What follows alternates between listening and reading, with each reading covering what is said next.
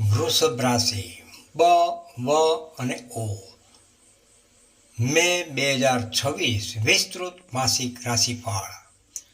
જય શ્રી ગણેશ, જય માતાજી. વહાલા દર્શક મિત્રો, આપ સૌનું હાર્દિક સ્વાગત છે આપણી પોતાની આધ્યાત્મિક અને જ્યોતિષી ચેનલ ભક્તિ વેદિકામાં. હું છું આપનો જ્યોતિષાચાર્ય મુકુંદ જોશી.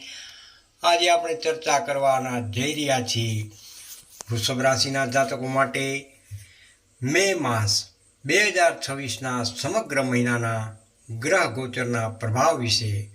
આ મહિનો તમારા જીવનમાં કેવા બદલાવ લાવશે, ચાલો વિગતવાર જાણીએ. મહિનાનો સારાંશ અને ગ્રહ સ્થિતિ. મે 2026નો મહિનો વૃષભ રાશિના જાતકો માટે મિશ્ર ફળદાયી રહેશે.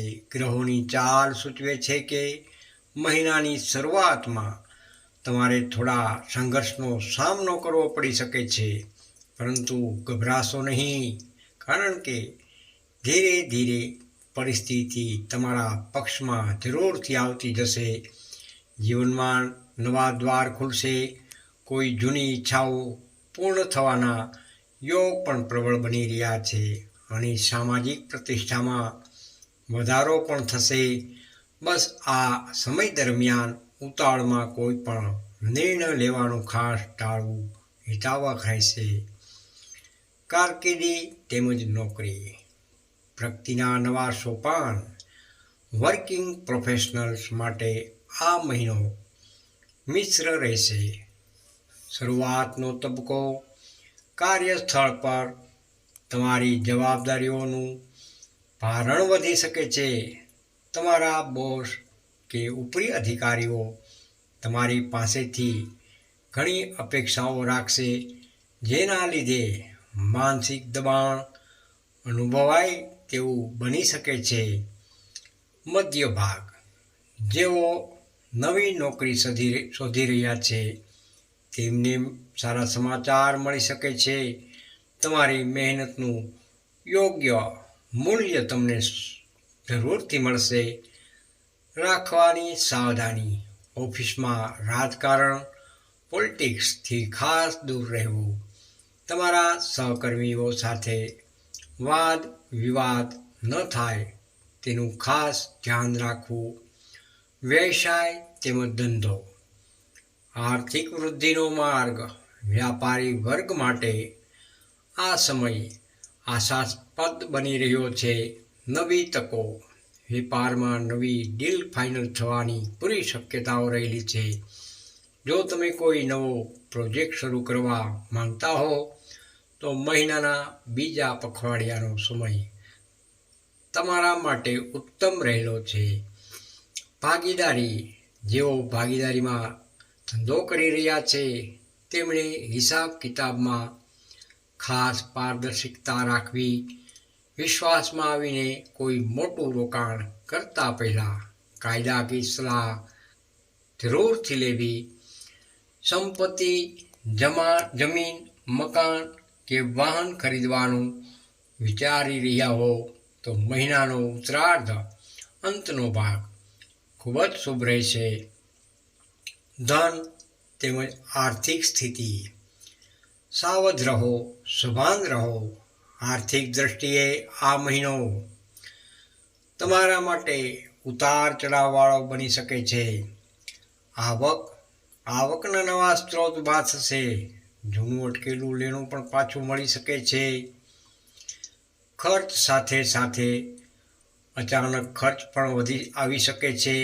ખાસ કરીને પરિવારના સ્વાસ્થ્ય પાછળ કે ઘરના સમારકામ પાછળ ધન ખર્ચાઈ શકે છે. રોકાણ. શેર બજાર કે લોટરી જેવી જોખમી પ્રવૃત્તિઓમાં રોકાણ કરવાનું ખાસ ટાળજો. તમારી બચતને સુરક્ષિત રાખવી એ જ તમારી સફળતાની ચાવી છે. પ્રેમ તેમજ દાંપત્ય જીવન. સંવાદમાં જે સફળતા પ્રેમ લવ લાઈફમાં થોડી ગેરસમજણ ઊભી થઈ શકે છે. પ્રેમી પ્રેમિકા વચ્ચે નાની નાની વાતોમાં અહમ ઈગો ન આવે તેનું ખાસ ધ્યાન રાખજો. મધ્ય મહિને સંબંધોમાં ફરીથી મીઠાશ આવશે. દાંપત્ય વિવાહિત જીવનમાં શાંતિ જાળવવા માટે જીવનસાથીના વિચારોને સાંભળો. ઘરની જવાબદારીઓ વહેંચી લેવાથી સંબંધો વધુ મજબૂત બનશે. મહિનાના અંતે પરિવાર સાથે કોઈ શુભ પ્રસંગની ઉજવણી થઈ શકે છે. શિક્ષણ તેમજ વિદ્યાર્થી જીવન એકાગ્રતાની જીત.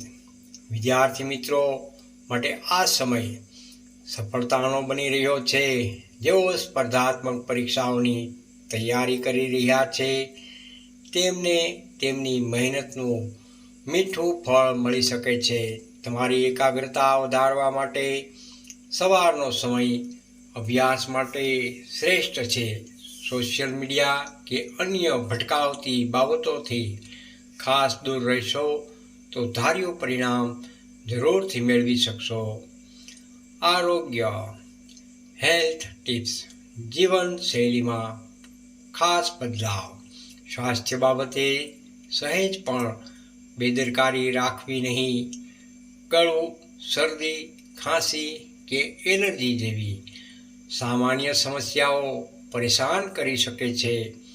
બહારનું જંક ફૂડ ખાવાનું ટાળવું હિતાવહ છે અને ઘરના સાત્વિક ભોજન પર ખાસ ભાર આપો.